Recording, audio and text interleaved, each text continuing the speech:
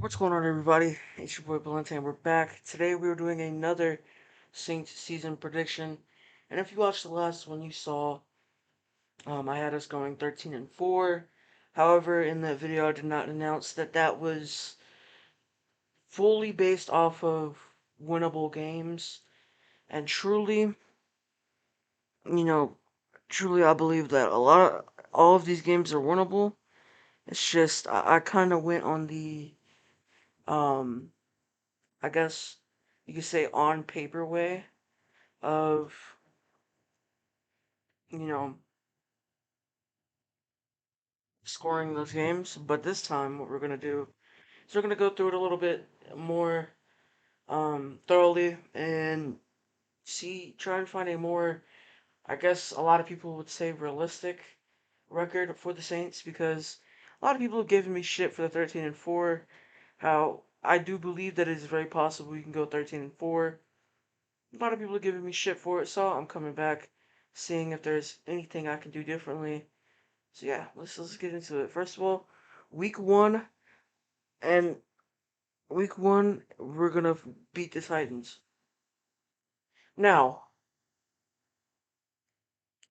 think about the Titans is week one statistically they're not great. Same with us. We rarely do too well in week one, but it's a different story now. You got a new quarterback in, they got a new quarterback in. Just depends on who's starting for them really. We don't know if it's gonna be Ryan Tannehill, who has been in that system for a long time and understands that system, can do it well with not necessarily the best receiving core. Because a lot of people don't remember that before Ryan Tannehill got hurt, the Titans were 7-3. And I know winning is not a quarterback stat, but quarterback has a lot to do with winning, and it's very hard to go into that game and see the way or see the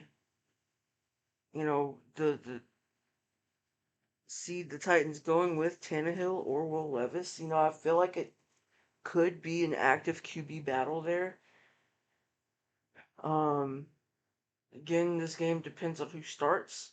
The receiving core, in my opinion, is the worst in the league, and I believe our corners and our secondary can hold that down.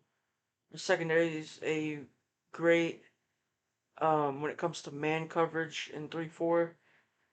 Um, I believe play action is probably one of their best, aspects of the defense for the Saints is play action. And, you know, I feel like shutting down the passing game will force them to use Derrick Henry. And whenever they are forced to use Derrick Henry, it doesn't go too well for them. And we don't know what Derrick Henry's going to look like. We don't know what that's going to look like. You know, a lot of people have put it out there that Derrick Henry is older. A lot of people don't believe that Derrick Henry is going to be that same back this year because he's taken so much wear and tear from all these carries he's gotten. I think the Saints take this in week one. Week two versus the Panthers in Carolina. It always works out this way. Carolina is going to take that W. It always works out that way. I can't remember the last time the Saints were 2-0. But it always works out that way. The Panthers usually take the W in the early game of the season. It's just they've always had our number that early. Week three, going into Lambeau at the end of September, which is really good for the Saints because you're getting all the cold weather games out early. I believe the Saints are better on the quarterback front. The running back room is even. In my eyes, Aaron Jones and A.J. Dillon are probably equal to Alvin Kamara and Jamal Williams. Again, we don't know what Alvin Kamara's situation is looking like. So, the receiving room, the Saints are way better. Defensively, I believe the secondary, the Packers might have a better secondary corner-wise. Safety-wise, I think the Saints might have them beat there. Um, let's see. Defensive line. I think the Saints might have defensive line too. Can't think of any Packers defensive linemen off my head. Um, we're gonna give this early game to the Saints here.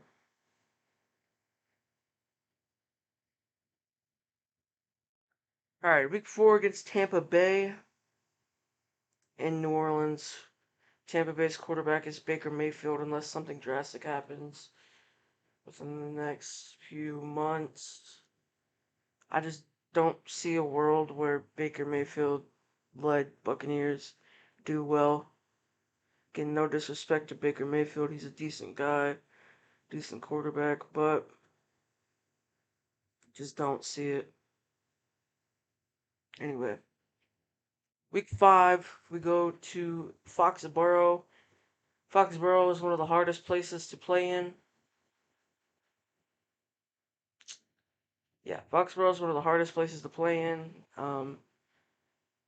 the NFL. Despite how bad their team looks right now, Mac Jones, Bailey Zappi. I think they have another quarterback from somewhere. But Mac Jones is set to be the starter right now. I think the Saints beat him on the quarterback front. The running back front, the Saints beat him. The receiver front, I'd say the Saints beat them as well. So the offense is loads better, probably, than New England. Defense, I can't really think of Patriots defenders. It's really hard for me to think about them.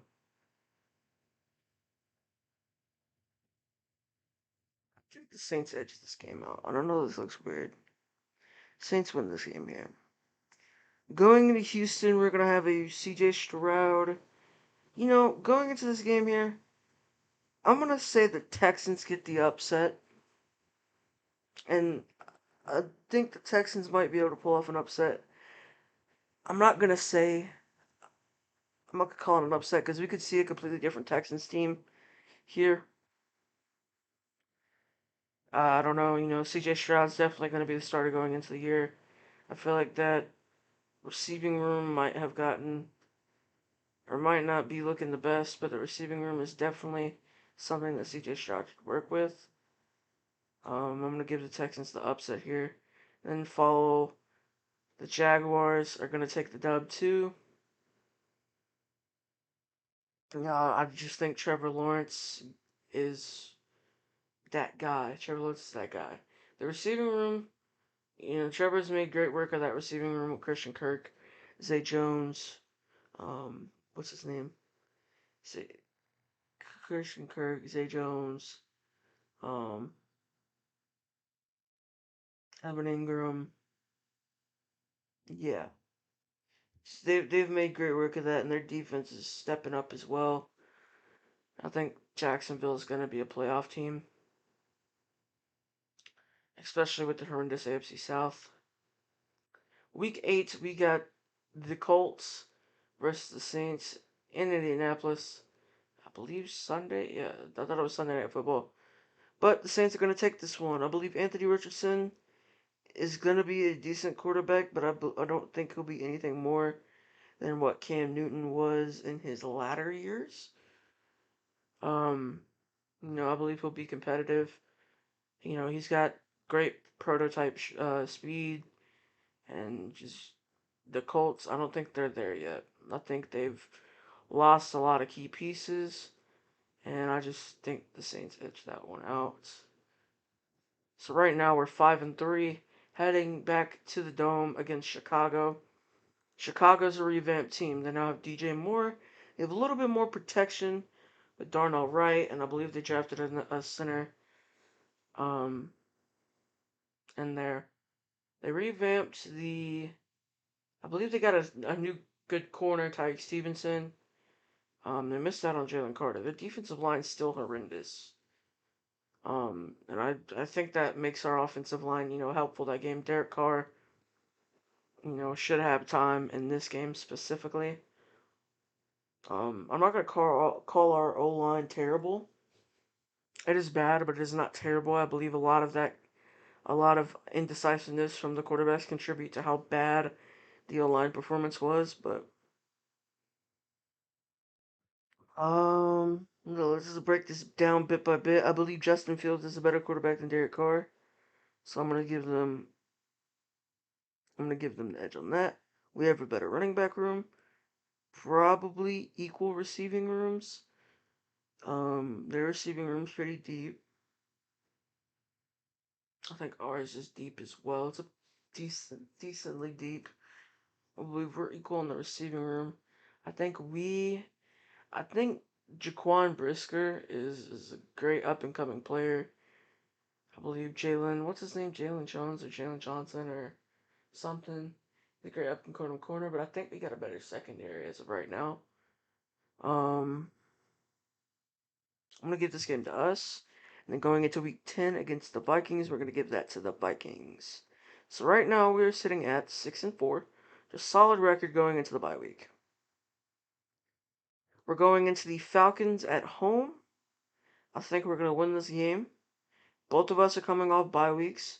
We'll see what that looks like, cause eventually I'm probably gonna do an NFC South full prediction video and see what the division's looking like at the end of the year.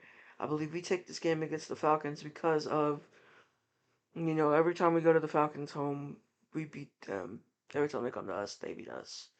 It's a bit weird, the series is never gonna be. No one's ever gonna pull away in the series. It's always gonna be really close. So yeah. Here in week 13 against the Lions, this is another one of those games where you're really glad to be home. This is going to be a fun game to watch. Jared Goff, and Jared Goff has been a decent quarterback. Jared Goff has really helped out Detroit, and they got Jameer Gibbs coming in, who's a rookie. We don't know what that's going to look like. No, we got who else is in the backfield? I think DeAndre Swift just pieced out. David Montgomery. So we got Jameer Gibbs, David Montgomery. Those are two really good players in the backfield. We don't know how Jameer Gibbs is going to pan out, but Jameer Gibbs, definitely a bit of a reach when they picked him, but still, you know, not a bad pick at all. I think Jameer Gibbs shows a lot of um, similar traits to Kamara and stuff like that. Jameer Gibbs is definitely going to be someone good. Will he be good at this point in time? We don't know. Their defense looks to seem a bit revamped. They did lose a corner. I don't think they really addressed that corner position. But again, Chauncey Gardner-Johnson could play nickel, outside corner, not really. But I mean, it's the defense could use some work in the secondary. However, the front seven is fairly decent. They got Aiden Hutchinson, they got Alex Anzalone still there. I think they drafted another edge rusher this year. I might be wrong. They drafted Jack Campbell. It's not edge rusher though, but drafted Jack Campbell. However, I do think this is going to be one of those games that we can edge out. Then here in week 14, we face Carolina. We're going to take this dub. We're going to split with them to finish off the season with them. I think here in New York, I feel like New York has really revamped their offense. They've gave Saquon the tag. They gave Daniel Jones a big contract, which I don't think he deserved that much. But again, I'm not a Giants fan. I don't watch Giants games like that. They added Darren Waller, I think, through trade with the Raiders. Um, I think that might be it, to my knowledge. I know they let go of Kenny Galladay.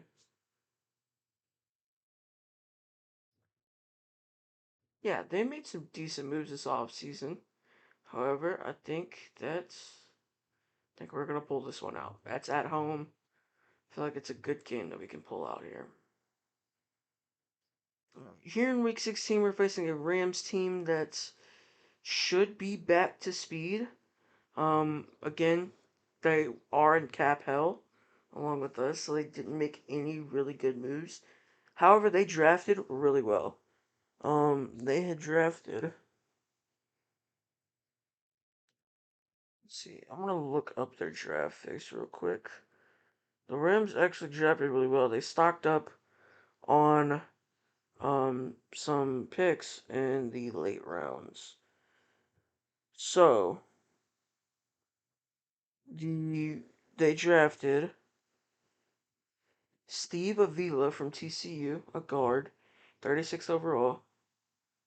Drafted Byron Young from Tennessee, Kobe Turner, who's a great player, Stetson Bennett, Nick Hampton, Warren McClendon from Georgia, Davis Allen, Clemson from or tight end from Clemson, wide receiver Puka Nakua from BYU, Travius Hodges Tomlinson from TCU, O'Shawn Mathis from Nebraska, Zach Evans from Ole Miss, and Ethan Evans from Wingate, and then Jason Taylor from Oklahoma State.